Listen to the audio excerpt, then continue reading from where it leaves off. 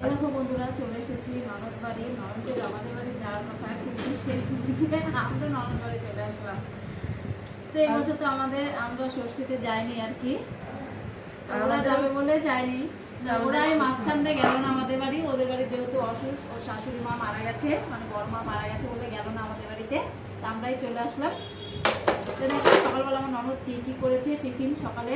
এখানে ঘুগনি করেছে, এখানে আম কাটায় দেখো, আম পিস পিস করে, আর এখানে রুটি, গরমের জন্য রুটি।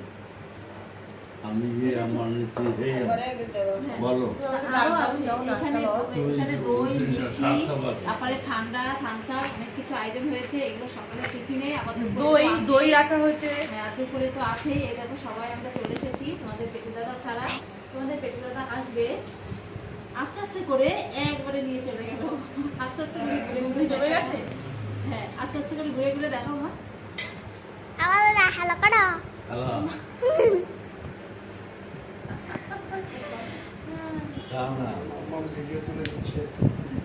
বান্ধবদের ক্যামেরাম্যান হয়ে গেছে। আরে দেখো ঘুগনি, মা ঘুগনি মটর কিন্তু ইচ্ছা করে গলিয়ে করেছে, তোমার হজম সুবিধা হবে, বুঝতে পারছো বাবা?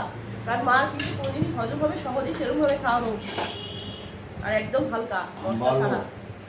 বলো আম ভালো, আম দুই একটা আবার নরম কি একটু পচে পচে গেছে।